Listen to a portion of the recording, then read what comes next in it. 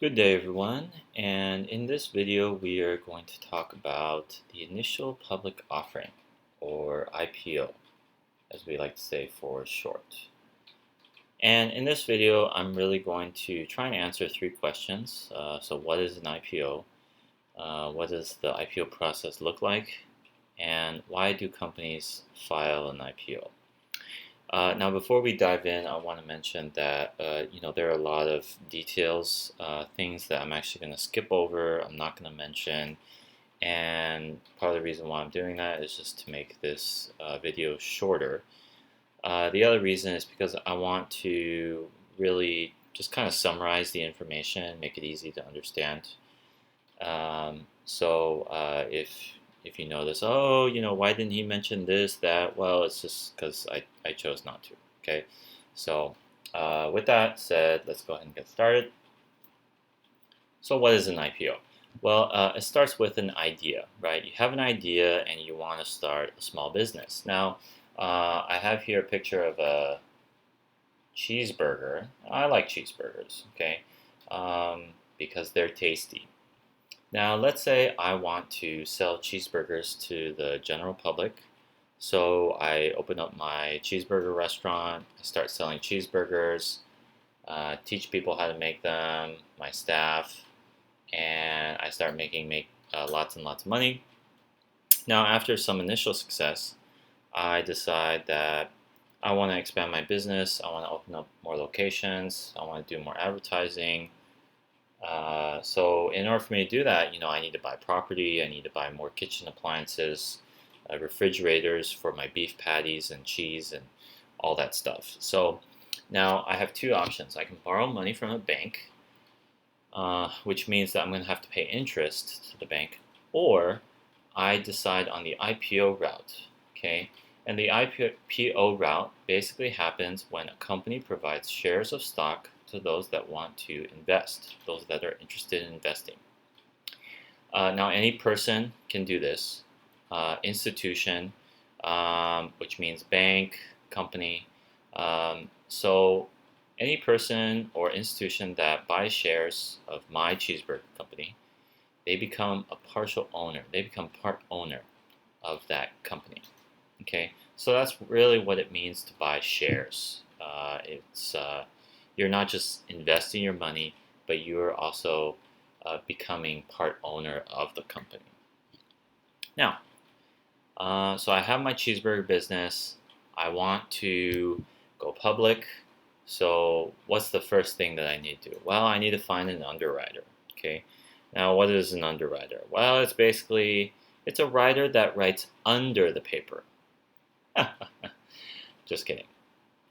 Underwriter is basically a fancy word for an investment bank who's going to not only finance, help pay for this IPO filing, but also assist me in this process. Okay, so they're going to want to look at my finances, right? They're going to ask me questions about how much money I make and my profit, and they want to know how many people I have working for me and all this stuff, right? They're going to want to know the day-to-day operations of my business, and they're going to help me with making some crucial decisions, right?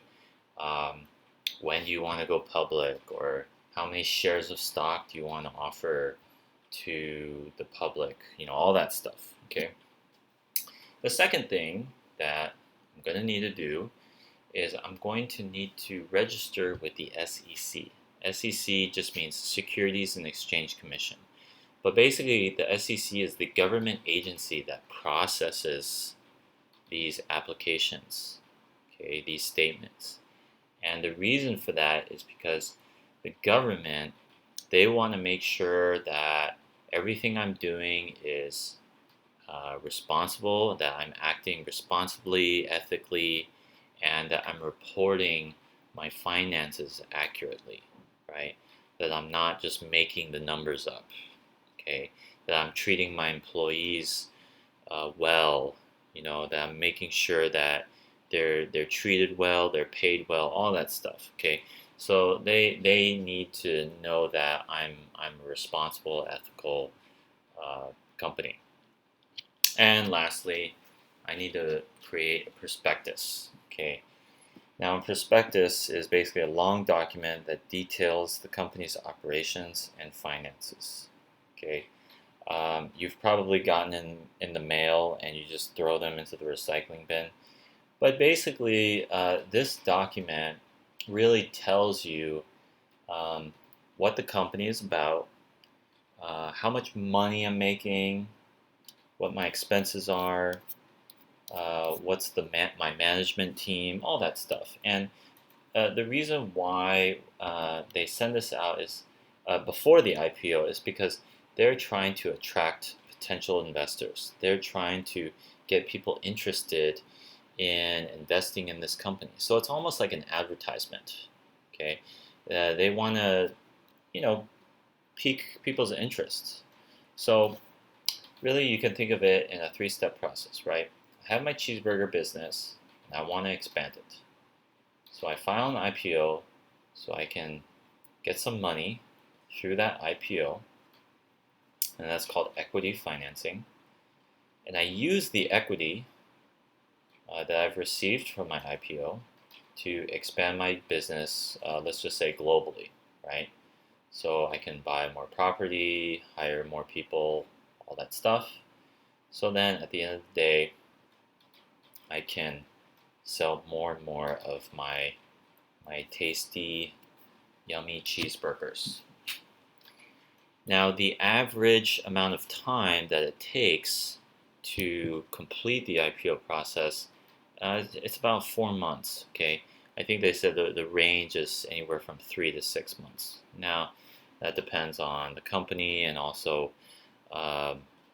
what's going on in the economy, right? Is it a good time to go public, right? So let's say I make the decision in January that I want to go public, right? And as I mentioned earlier, I find my underwriter, I submit my registration statement to the SEC, I get my prospectus done, I got all my numbers, all my financial statements, and then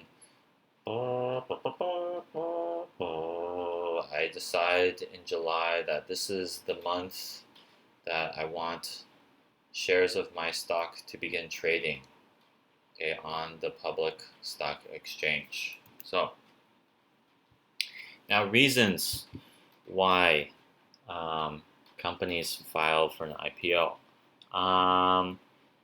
So reason number one, I would say this is the primary reason, is to raise money to grow the business. Okay, so again, we talked about expanding nationally or globally. Okay, really, you need money to be able to do this. No company can just do. I mean, now some companies may be able to, but if you think about some of the great companies that have global presence, well, they're publicly traded companies, right? Second reason is to increase public awareness and enhance image. Okay, not only do they want more people to know about them, but they want to improve their image. Let's say they want to be known as a quality company, right? That their products are very well made and have high quality, right? Or let's say, for example, they want to be known for being a product that's good for the environment, right? So that improves their image as a company. And the third reason is to facilitate potential acquisitions. So let's say the company wants to buy another company. Well, now that you have all this equity, you are in a better position to do so. So you can acquire them quite easily. Pros and cons. As we mentioned earlier, companies that file for an IPO, they don't have to pay interest to a bank if they borrow money from a bank, right? And this is one reason why companies and investors pay close attention to interest rates. Is because they want to know how it's going to affect profit margin. But they just don't want to pay interest. Okay. The second reason, or the second benefit, in addition to the other reasons, is that investors assume all the risk, right? So really, because it's the investors' money that they are putting forth, that they are giving the company, and the company is using that money to expand their business. Now, on the flip side, though, it may be risky for that investor because you don't really know if the company is going to be successful or a flop, right? So they are doing that with the belief, that you're going to be successful.